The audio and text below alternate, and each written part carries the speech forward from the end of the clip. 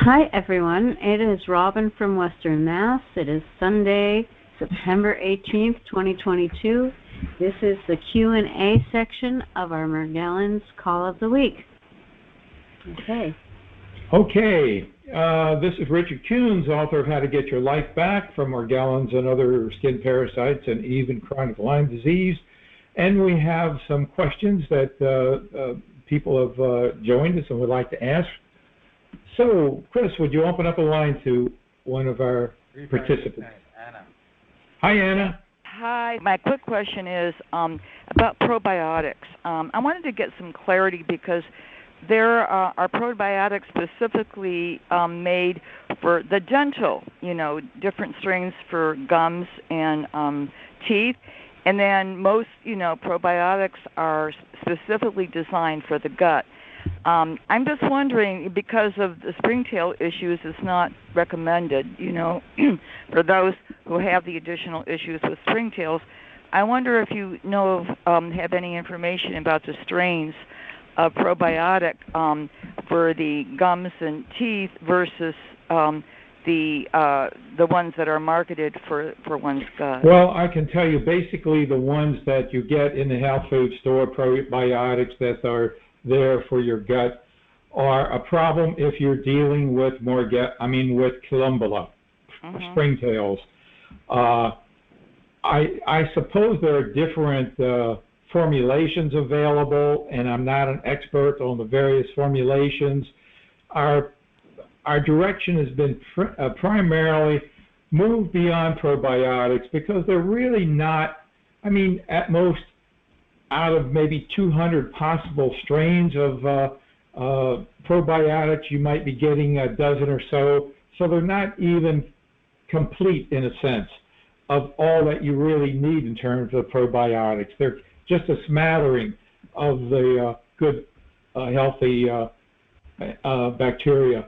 What you are better doing is building prebiotics and consuming prebiotics. And they are things like leeks and raw onions and raw leeks and Dutch chocolate made with alkali, which is an incredible one. There is an update available that has a list of maybe about 15 or 16 great prebiotics, some of which are not on stage one of the diet, but there are enough there to gain value. Now, the Prodentum that I talked about, it's a formulation of probiotics for the mouth to help deal with getting rid of the bad bacteria and replenishing it with good bacteria. I don't know if those strains are anything like the ones that you get in the probiotics in the health food store that you take for your gut. I don't know if they would be a problem with Columbella or not. It's very much like mushrooms. My initial exposure to mushrooms was the typical mushroom that you get in the grocery store, the salad mushroom or the one that you get on your pizza, and I jumped to conclusions and said, mushrooms are no good. And then as I got a little more sophisticated, I learned there are other mushrooms like the black mushroom, the red mushroom, and they are not all bad. Some of them are very good and healthy, even on stage one. So when it comes to probiotics, the same may be true. So what do you do? Now, the book, The Diet, cannot possibly list every food that's available in the whole wide world. There's no one person, myself included, that would be capable of testing all those foods one by one. But all the foods that were on the diet were tested by me or someone else. So how do you test the food? How would you test a probiotic such as Prodentum? Well, it's explained in Chapter 4. Please read Chapter 4. Chapter 4 says, make the diet work. When you make the diet work with what is listed in the diet as good or not acceptable to eat, you are relatively free of any symptoms. You go from 100% itching and biting to maybe 4 or 5% on a scale. And that is amazing. Okay? Now, when you get to that point, then take a capsule of Prodenum. And within a half hour, if you start itching again, well, you're dealing with springtails, and it's not on the diet for you yet. Maybe stage 2, maybe stage 3. So the only real people who can test new foods are the ones who are starting the diet and make it work in the early stage, in the very early stage. You can test a new food. As now Robin had experience that she shared in the first part. She just took 2 days of this particular supplement and reacted. Well, that's extraordinary, because it often could take you a whole week before you react to something that is not good for you to have at this point. So test the food. Mary, would you read us a question? Hello, Richard. I was wondering if you could answer this question for me. A while back, my dermatologist ordered me clobetasol for my itchy scalp. I have used it in the past, and it helps stop the itch. I have been using your Nature's Gift faithfully, but I would like to use what the dermatologist prescribed also. I want your opinion, because I don't know if a steroid would make my Morgellons multiply. Being that that's what this does, being that's what this is, does a steroid make Morgellons multiply? I want your opinion. Thank you, Michelle. Well, the answer is no. The steroids do not cause Morgellons to multiply. And in fact, typically, physicians will order some kind of steroid, whether it could even be cortisone shots, into the lesions themselves to help the situation. So the answer is no, it won't hurt or make them multiply. The next one says, good morning, Richard. I have a couple of questions, if you'd be so kind to answer them for me. 1, why, when in regard to using the ozone generator, do you recommend a half hour on, 1 hour off, a half hour on, 1 hour off, rather than just keep it running for an hour and a half straight? Also, by running ozone through the house, it automatically goes into the air ducts to kill organisms. Okay, let's stop here for a moment. Now, the half hour on, hour off thing is set up by the manufacturer, and I don't know exactly why, other than maybe to keep the concentration of ozone from getting too high, or it might, because too much ozone can damage things. It can damage nylon, it can damage some other fabrics, it can even damage the insulation on wiring inside your house or inside electronics. So I'm thinking that maybe that's the reason, but I don't know. Or it could be, I don't know. That's just what we've all been going by, and has been effective. So now the next question is, if you're running ozone in a room and you have central air, you're not going to get enough of it into the ducts to do any good. You need to treat the room, and then you also need to turn on the central air, and if you can, do it zone by zone, and you need to have an ozone machine where there is any intakes from the room to go into the ventilation system. And when you really look at ozoning a house and you need quite a few ozone machines, even a large room. Ozone, this is only good for like maybe 500 square feet. An average bedroom might be 12 by 12, which is 144 square feet. So if you have a room about the size of 2 typical bedrooms or so, that would be 1 ozone generator. And then you need to set up a schedule. You got to do this every day for 21 days. You just don't do it once. It would be nice if you could just do it once, but you need to deal with it, particularly if you're dealing with mites, for 21 days straight. It becomes quite cumbersome. And this is why we're shifting away from ozone more towards the electrostatic sprayer, which gives you the opportunity to treat a whole house, 1,500, 2,000 square feet, in less than 20 minutes, and still have a lot of time left over, and you can do that daily, and you can run you can go to any intake vent on your home or your HVAC system and spray it into the intake vent and go from one to the next. You don't have to rerunning it for a half hour on, half hour off kind of deal. Okay, what's the rest of her question? The rest of the question is, after you run the ozone generator, how long do you suppose it might take a basement to clear if the ventilation is poor? Well, it's like my basement. I don't have any ventilation in the basement. In fact, it's a good idea if you have a basement that you do set up some kind of ventilation in there. Like I have a bathroom in my basement, and there's a bathroom fan. I put the fan on, to come on for a half hour every 2 or 3 hours to kind of vent it out, and because you don't want mildew and humidity building up in your basement. So the idea is to keep it vented as much as possible. That'll be a healthier space. Also helps get rid of things like radon that might accumulate in a basement. So that's a good idea to do if you don't have. Now, when I do ozone down there, I turn off that fan and I run the ozone for maybe an hour straight, and then I shut it off. It may take 15 or 20 minutes at most, so before I can actually stay in the basement. So not too long, just 15 minutes or so. Okay, next question. Next question is also from Libby, and she says, what determines a person's tolerance to move through each stage of the King diet? Is it the person's health and immune system via lots of supplements like MaxOne?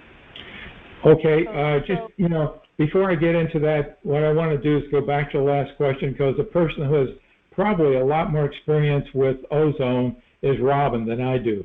So Robin, would you like to weigh in on that last question?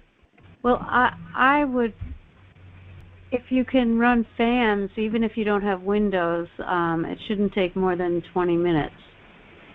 But I mean, even if you don't have the fans, are you in a hurry to get this back down in your basement? It's like, I don't see. And the other thing I think ozone is, the electrostatic sprayer is great, but with resistant mites, it's not enough. And you really need the combination. And, if you're going to be out 2 hours a day, then just run your ozone I run ozone 2 hours at a time. As long as it's not close to electronics or types of fabric, it's not going to destroy anything. That's been my experience. The only time it damaged things is when it was pointed right at something, like really close. And I learned that the hard way. Okay. But if it's just like a big room or a big house, it's not going to hurt things, and it's more effective because if you run it for short periods, they just run into the next room. If you're going to go room by room or even just a half hour, it's just not going to do enough.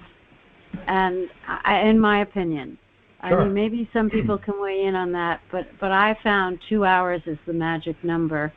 And I know that people who have gotten clear, myself included, when I was running ozone every day, and I was spraying every day, but it wasn't a big deal. I was going out for 2 hours. I'd just turn on the machines before I left, turn on fans, and open windows for 10 minutes when I came back. I mean, it's not like taking over your life. It's just remembering to do it. Right. And I actually have, I'm dealing with my garage now, which is a 3-story garage. I'm finally dealing with it. And I have ozone running every day for 2 hours. So, and on all three levels? Yeah. Okay. All right. Okay, so there you have it. And I think Robin definitely has a lot more experience with it than I do, and I go by her experience. So thank you, Robin. Okay, and the next question, Mary, that you had read?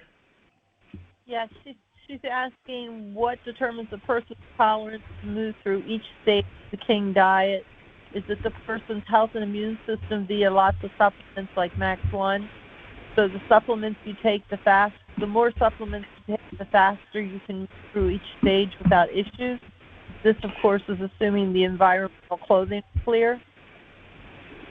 Okay, the answer to that is more supplements do not necessarily make it easier to make the King diet work. It's the right supplements. So when you go to do the King diet, you get the diet, you shop, you get the foods that you want that are on the King diet, and then you begin eating those foods. Now, what may help make the diet work easier or faster is, number one, MaxOne, glutathione accelerator. I say that because MaxOne glutathione accelerator, in my opinion, is pretty much necessary to get your life back, because building glutathione really does make a difference in getting your life back with respect to these organisms. But more importantly, from my personal experience, I was taking 2 capsules of MaxOne a day. This happened maybe 15 years ago. I remember it pretty vividly because I had gotten reinfected, and I was sitting at my desk at work, just as just about everybody does when they get reinfected, trying to figure out what the hell, why isn't the diet working right now? Why isn't it a shoo-in? You know, I'm doing everything on the diet. Why isn't it kicking in? Why am I itching? And there was a bottle of MaxOne sitting in front of me, and for no reason at all, I took 1 capsule, and within 15 minutes, bang, all the itching stopped. All the symptoms stopped. And the diet kicked right in for me. So that was my experience, and many people have shared that by boosting their levels of MaxOne, that it does help make the diet work. Now, second thing to do is to do whatever it takes to reduce the dopamine uptake in our brains. And there are a list of about 11 different medications in the book in Chapter 6 that people have reported over the years of benefiting them, from ORAP to Wellbutrin to Abilify to the Zyprexa and so on. They all help reduce dopamine uptake in the brain. And a couple of years ago, someone who was reading my information about the research that indicated reducing dopamine uptake benefits one's symptoms from parasites, suggested that maybe there are herbs that do it. So I'm fortunate enough to have one of our participants being an herbalist, and I turned the topic over to her, and she came out with a Parasite Stop formula, the Nature's Gift Herbal Parasite Stop formula. I put an update out about it a few days ago that is now back in stock. It's been difficult to keep in stock because everybody keeps buying us out of stock.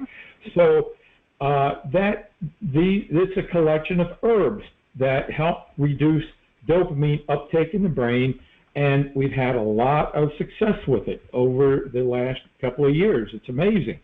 So that's another thing that you can do.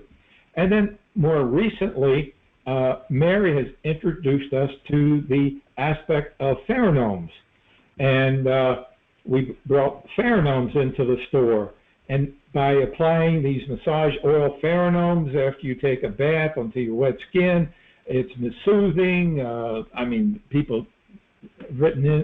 One lady wrote in how luxurious her skin feels and everything. So it also is beneficial in helping make the King diet work. The idea here is to kind of make us more like other people who are not affected by these organisms. We know that not everybody who is in contact or lives with someone who is affected by these organisms gets them or is subject to them. So what is the difference? Why are other people kind of like immune to them? Not necessarily immune, but the organisms don't see them. They're invisible. So why is it? And it could very well be the pheromones that's a part of it, or they have different brain chemistry that they simply do not take uptake. There isn't as much uptake of the dopamine. Now, dopamine is good. We're not here to talk about reducing dopamine. It's the amount of dopamine that is uptake from the brain that seems to make the parasites happy. In fact, the research actually indicates that parasites have a way of helping you create more dopamine than you need, which is a self-feeding mechanism that they've discovered or invented or came with. So, okay, any other questions there? No, but I just wanted to put on the very end of this because it was so nice. She says, thank you and Robin for your continued support and help with all that you do for us. Without you, many of us would not want to see tomorrow. Blessings, Libby. Well, that's so true. I mean, Robin and I and Mary and everybody that's associated with us are blessed to be in a position where we can be supportive and we can lend support and be here for you because we know it's not an easy path, and we provide this Sunday call, and we're not here to sell anything. We're here to share with you what works, and because all of our information is free, the book is free, Lyme disease doesn't have to own you anymore, that book is free. Win the War of the Mite, that book is free. The blog posts are free. The videos are free. Last week, during the stress management segment, we went over the other videos, Up from Depression, Sleep Through the Night, Inner World of Tranquility, affirmations. All of this is free. And, I mean, where do you get all this for free? You gotta get it from your doctor? I mean, I challenge anybody in this universe to tell me any place else where they've gotten this information, even for a price. It's not available anywhere, even for a price. You can't even spend $1 million and get this anywhere else. So we only ask you that you support us, support the store, which keeps me coming back here every Sunday to be available. Okay, thank you. Thank you, Robin. Thank you, Mary. Thank you, Chris. This concludes this portion of the program.